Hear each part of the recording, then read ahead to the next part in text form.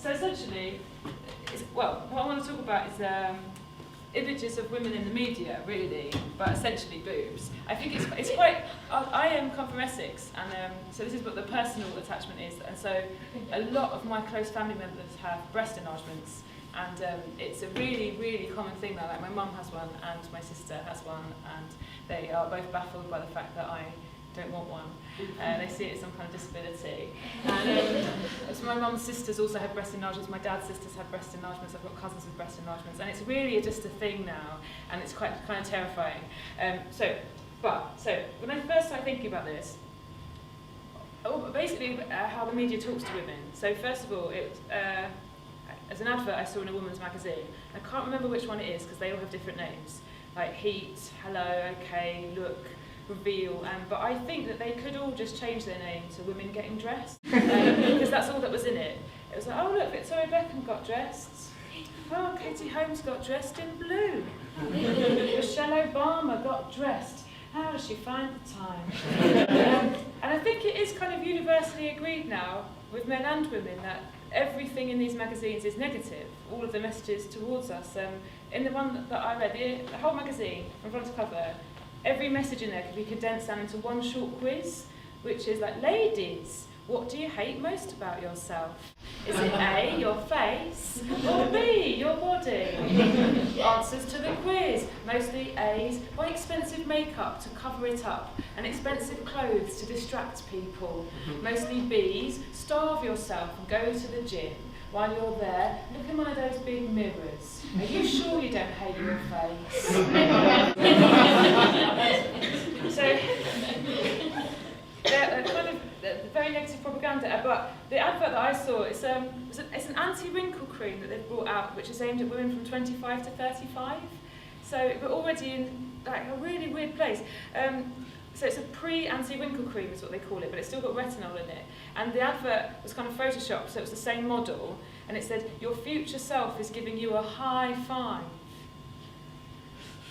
And I've just never felt so patronised, because that's my age bracket. If I happen to be the first person that invents and uses time travel, and I get to go back and speak to a former self, I'm not going to be giving her skincare tips. A long list of men I shouldn't have slept with. Come on, Sarah, have some self-respect. You're going to get really good at science. And so along that same kind of thing, there's something that I've been interested in. Haagen-Dazs, the ice cream, have got a huge web campaign at the moment, right? And including they've launched a Facebook application which aims, in their words, to inspire women to spend time with their friends. Wow.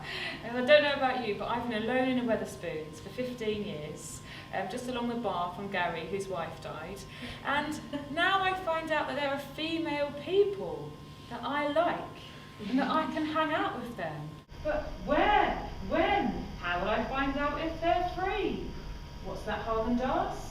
The app has a synced up calendar tool enabling me to arrange a girls' night in.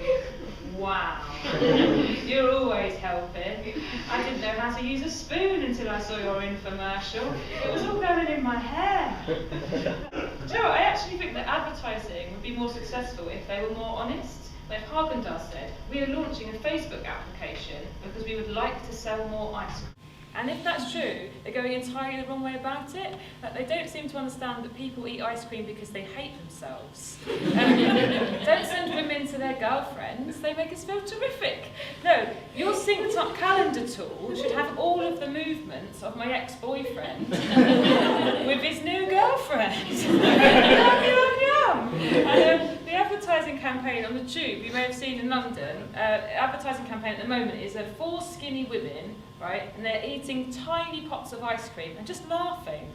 And it just doesn't make any sense. Why even make tiny pots? Like, yummy ice cream. I wish there was less. A Haagen-Dazs advertising campaign should be a tired-looking man, and then in big letters it would say, your ex looks rough. And you'd be like, ha, yeah, he does. And you'd carry on reading. Then underneath, in smaller letters, it should say, because he's been up all night with his new baby. And then and you'd be thinking, he said he didn't want kids. And then your heart would break and your eyes would start filling with tears. And then all blurry in the corner, you'd see a pot of ice cream.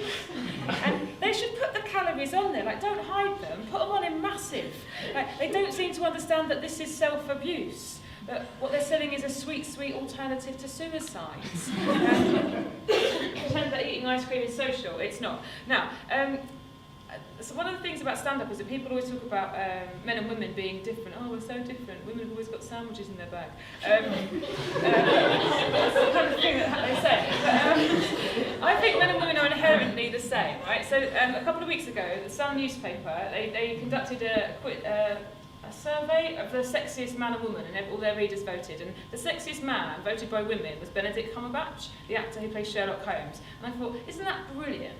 That women kind of fancy someone who is about brains, not brawn, a really clever man, exactly the same as men.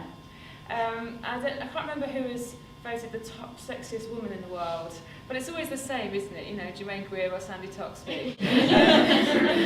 Move on, guys. And I don't know if you know this, but the news in brief section on page 3, the reason they had to put that on there is because men were looking at the page 3 girl and going, yeah, everything seems like it's in the right place, but I can't fancy her till I know her opinion on what's going on in Serbia. So a lot of my male friends didn't even know that the News in Brief's journalist wasn't wearing a top. They just thought she was very well informed for a 22-year-old from Coventry.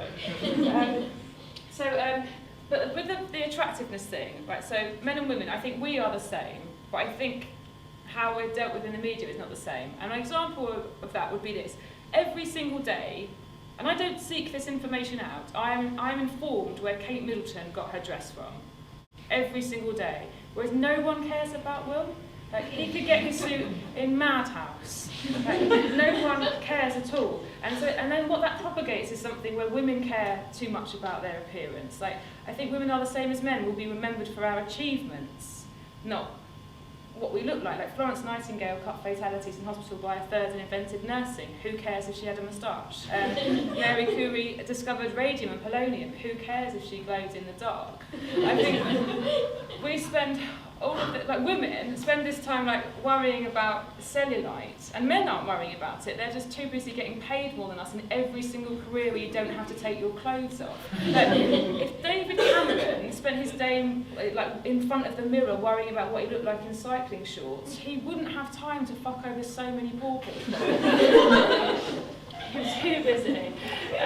Now, so this brings us on to breast enlargements. Right, so breast enlargements. There was a statistic last week that between 15 and 30% of PIP silicone implants explode or rupture within the first 10 years, which is a really scary statistic.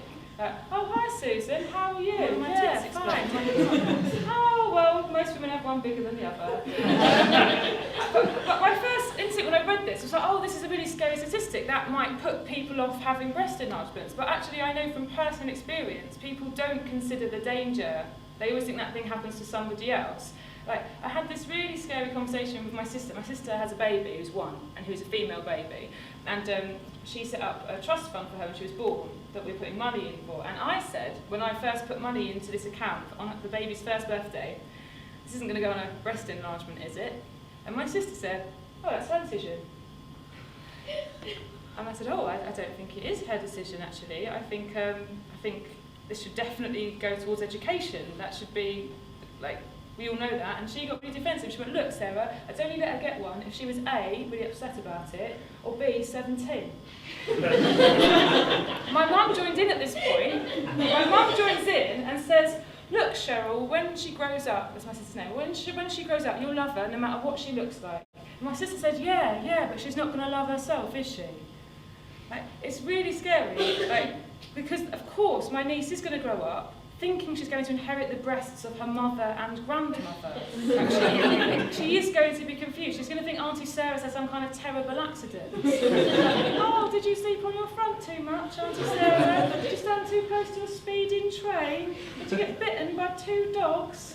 But I'm going to have a conversation with my grandchildren, perhaps. Like, oh, Nanny, tell us about the olden days when over 50% of women were content with their natural breasts. Oh, it was disgusting. I was walking around flat-chested. No one would look at me.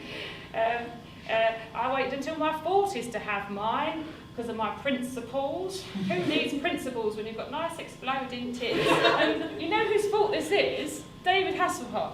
Because he put Pamela Anderson on television on a Saturday afternoon, and so a whole generation of people grew up loving her because she looked like Barbie, and they gave us a really warped idea of what women are supposed to be looked like. Like, if they'd just done another series of Knight Rider, we wouldn't be in this mess.